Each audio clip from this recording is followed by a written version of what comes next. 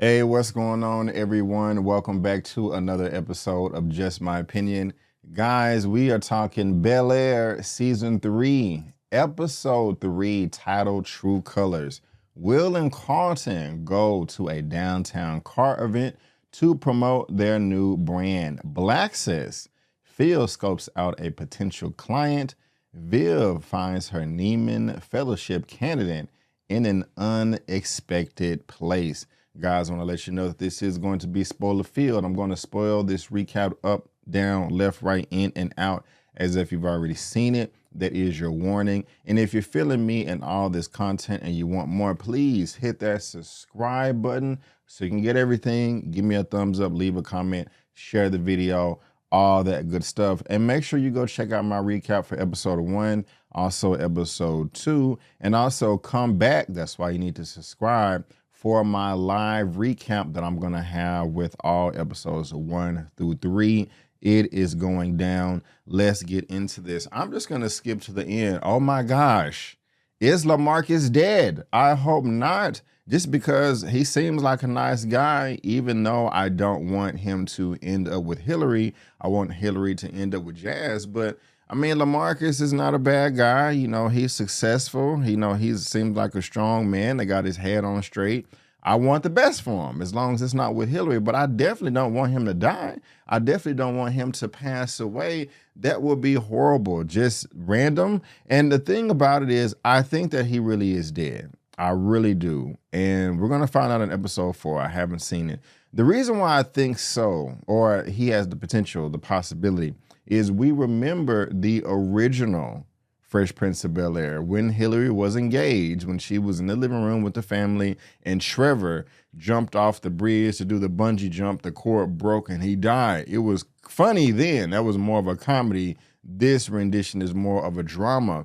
And so, you know, he died in the original show. And so maybe her love interest, her fiance, will die here as well. I really do hope that he doesn't. I hope that at the very most is in the hospital and, you know, he's out of it and he has to come to. And, you know, that's just going to cause some more stress and drama for everybody. But I don't want him to die. That's just going to be too much for Hillary. Another reason I don't want him to die is just because I don't want him to die. I just want everybody to live long, healthy, prosperous, thriving lives. Another reason is I don't want that to be like the catalyst for Hillary and Jazz to be together, because she's going to be vulnerable. Anybody will be vulnerable. I will be vulnerable. You will be vulnerable.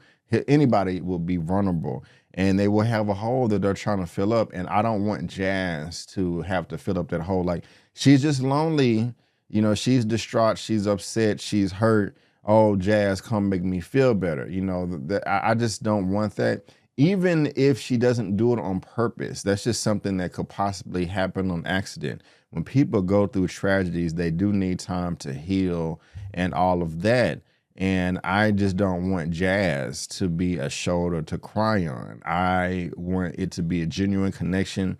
I want her to just be like, you know, hey, I'm sorry, LaMarcus, if I let you on, but I cannot marry you because of X, Y, and Z. You know, I just have a better connection with Jazz. I'm in love with him. I don't want it to be Hillary and Jazz to be together because of LaMarcus's death.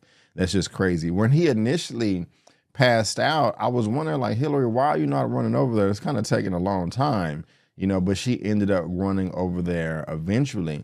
But what about Karrueche Tran? What about Liz? Like, I don't know. Did y'all go back and look at her reaction? Okay, it just really didn't seem like she cared or gave a crap. I mean, I know she does, but, you know, she was the supporting extra in this shot towards the end of the episode. But, you know, we're going to see. We're going to see. Hopefully everything works out. Earlier on in the episode where it was Ashley, Hillary, and Viv at the table, this restaurant, this venue, this club that you have to be on a reservation list for like a year. You know, they have reservations for their engagement party or some type of dinner or the wedding reception, something like that. And she did not seem happy. Even Viv was like, why aren't you more excited? She's like, you know, I am, you know. And I like the fact that Ashley called her out. Ashley calling everybody out this season. She's calling out Carlton. She's calling out Hillary. Who's she going to call out next? But Ashley is one of my favorite characters. She ended up seeing Jazz and Hillary kiss at the party at the Philip Banks and Associates, and Hillary had to apologize, and I love it. I love it. I love it. I love it. And I don't know, what do y'all think Hillary was actually going to tell LaMarcus? That I want to break it off with you, I don't want to get married, or just the fact that she kissed Jazz and, I'm sorry, baby, please forgive me, don't break up, or both? Like, hey, I kissed Jazz, there's a spark, there's romance, I love him, but I'm leaving you for him. What do you think that she was going to tell him? Please let me know down in the comment section below. Going back to Viv early on in the episode, it was funny because she's trying to play matchmaker Cupid, but, I'm not on purpose. And she ends up having Will, Carlton, Lisa, and Jackie working together, all in the same job, all in the same country club. And that's all, Carlton wasn't part of the relationship, but he's just kind of like a fly on the wall. But at first I was thinking, like, what is Viv doing? She doing this on purpose? Well, of course not. She's not doing this on purpose. She's a grown, mature woman that got her own stuff to worry about. It's just really interesting how all this stuff unfolded. However, Jackie is the one that's kind of being messy, in the sense she is definitely riding the wave and taking advantage of this opportunity that Viv provided her to be up on the wheel, and she's just going a little extra, like, yeah, maybe I can be laid across a Cadillac with my titties out and model the black sis. I'm just like, Jackie, calm down, dial it back just a little bit, okay? There's nothing wrong with that if, Will was just 100% single, or if Lisa wasn't right there. But you kind of know that Lisa and Will got something going on. So, show. I'm not. I don't want to. I wasn't gonna say show a little class. I don't want to say you being a little extra. You being a little extra. Let's not be as extra. You know what I'm saying? Just dial it back a little, because at the same time, Will and Lisa are not officially together. We're going to be talking about that towards the end of this episode. But, that's just kind of funny to me that, Viv set all of this up, unintentionally. And also, about her brand, Neiman, the Fellowship, they found the artist, and we're going to see how that plays out too. Hillary is the one that ended up freaking blocking the person on Instagram. So that sucks. And so hopefully they're not crazy and like, oh my gosh, I'm your biggest fan and you block me. But hopefully they don't, take it down that route. But I'm interested in seeing, who this person is. What I'm thinking about is, what if it is the West African chef, the West African caterer that had the goat and chicken meat, that was offering to give his services to Viv to all of the women were going crazy about, according to Hillary. Y'all let me know what y'all think. Again, I want some comments. Like, when we first was introduced to him, he seemed like a super duper strong, masculine male. But then the second time we saw him, he just seemed extra feminine. And I was like, wait a minute, which one is it? Choose your life, do what you want to do, no judgment, but that was just a complete 180 the second time we saw him from the first. Staying with Aunt Viv, I love her character, even though Ashley is still one of my favorites. Man, she is a grown woman that has a career, that has her own life, that is not just going to be worrying about all this stupid stuff. She's going to the source. She's not trying to do no gossip, he says, she says stuff. She asked her husband, Phil, hey, what is going on with you? Or no, what is going on with Erica? Every time I see her, she sees me, she bolts in the other direction, and it's very, very awkward. Phil coming through with these weak ass games like, yes, you just been a trooper all this time, and I'm just trying to be considerate for your feelings. And he was like, wait a minute, no, she was like, wait a minute, why are you saying or happy that you're going to be getting extra business from a different firm when you threw a party in front of everybody saying that you're successful or you're not, you wouldn't be as successful right now if it wasn't her. She's bringing all this business. Now you want to get your own clients. What's going on? Did y'all smash? Did y'all kiss? Did you eat her booty? No, she didn't say all of that, but that's what she was thinking. And that's where Uncle Phil was trying to come with the trooper stuff. But Aunt Viv is not stupid.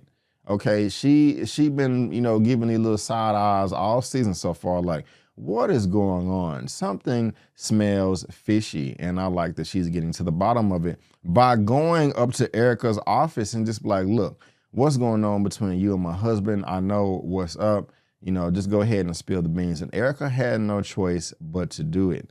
And I like the fact that she just brought it up to, you know, Uncle Phil towards the end. Now he tripping. The only thing that should be coming out of his mouth is, baby, I'm sorry. Please forgive me. I was wrong for lying. But he said all the wrong things, and it turns into a big argument. And I'm just like, whoa, Uncle Phil, you tripping, bro. I mean, you cannot get mad. Your wife, first of all, went to you first.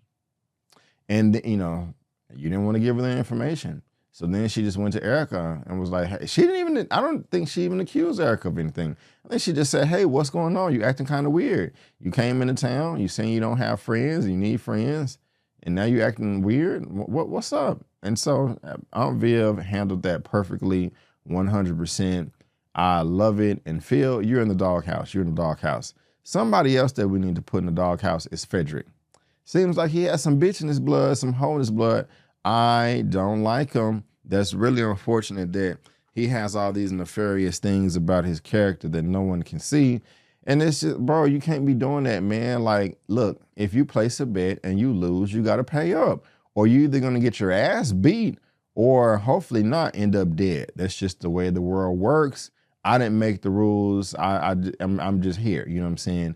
And he has no remorse. And, bro, you're not even from here. You're going to get Will. I mean, Will and Carlton didn't necessarily ask to be involved, but this dude needs to a butt whooping. I don't like Frederick. I don't. And it's not that he had secrets before and then he's talking to somebody on the phone. He don't know his daddy. He trying to find out who his daddy is. There are a lot of monsters in this world, unfortunately, and some of those monsters have sons.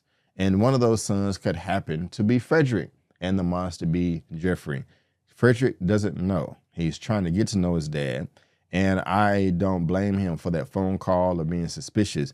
I do blame him, of course, for stealing money from people and street bets and, you know, races and all of that. So that's just, I don't like Frederick right now. Hopefully, you know, he can get some sense and stop lying and BSing around, you know, because even though I don't like him, I don't want anything bad to happen to him as well. But let's go back to this love triangle between Lisa, Jackie, and Will. Man, Lisa cussed his ass out. Oh, no, not cuss him out. Cuss Jackie out like, dang, bitch, are you just this friendly or do you always have to show t-shirts and ass, you know, to get his attention? And, excuse me, I don't know if that was necessary. I don't blame her for being upset, you know, but I'm not. But there's a better way to, you know, handle the situation.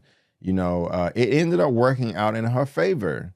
And I like that she did dismiss herself. She didn't give Will like some ultimatum, like, you either choose me or Lisa, you know, no, or either me or Jackie, you know, that would have been bad, you know, because Will would have been like, whoa, on the spot, well, okay, I'm gonna go with Jackie. But she was just like, look, I don't have the energy to compete with, you know, all of this. And we know how the episode ends. And I've always talked about how Will and Lisa's PDA, their love and affection, is really cringy to me, and it's always been that way. And the funny thing is, I've never felt that way between Uncle Phil and Aunt Viv, and I never felt that way between LaMarcus and Hillary, or LaMarcus and Hillary, or Hillary and Jazz. Will and Lisa is the only couple that seems very cringy to me. Maybe because they're still, you know, in high school or, you know, their senior year or 18, 19 years old. And it just seems kind of weird because they're so young. I know that Coco Jones in real life, I think she's 26 in real life, even though she's attractive, that's still just a little bit too young for me. But, you know, it's, you know, they just seem she seems more like an adult, where Will and Lisa just seem like children. So maybe that's cringe to me. Maybe that's the reason. I don't know, but at the end of the episode, I do like that Will and Hillary, not Will and Hillary, Will and Lisa did make things official. That was cute. And it wasn't cringe to me no more. I was like, okay, this is what's up. I like the way that they was embracing each other. That was all cool in the game right there. We can just skip past this. I don't know if Ashley is trying to be some MC right now, but the bars were not hitting. That was kind of whack. We can do without that. But back to these street races, it did seem fun. I did like it. You know, it's no Fast and the Furious or anything like that, and it all make believe. But you know, it was fun. I like that they put stuff like this in the show. You know, it seemed like it was a pretty dope production, and I like this. They just need to keep doing things like that. What do y'all also think about Amira or Amira? I don't know, man. I'm just nervous with her. I don't know why you're letting people just race your car like this. You don't know these people. Also, you're trying to give Lisa rides home out of nowhere as well. That just seemed odd to me, you know, but hey, it is what it is. We're going to see again if she is going to be a valuable asset to Carlton's life, you know, or something negative that's going to set him back. What do you think? But you know, Jeffrey's going to find out what Cedric is up to when he pulled up at the very end. Like, care to tell me what's going on? I mean, come on. We know that Jeffrey is going to find out. I wonder if there's going to be some type of shootout between Jeffrey and his old gang.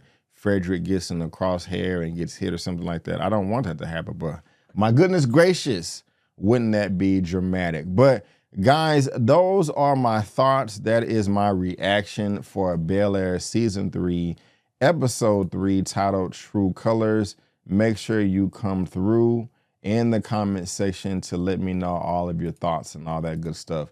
Again, I will be going live this Friday, August the 16th at 6:30 p.m. CST to go over all episodes. And I will be having a surprise guest as well. So make sure you subscribe for all that good stuff. Your boy would really, really appreciate it. But guys, again, I just want to thank you so much for tuning in. And before you go, don't forget that I'm B. Avery. That's just my opinion. Peace.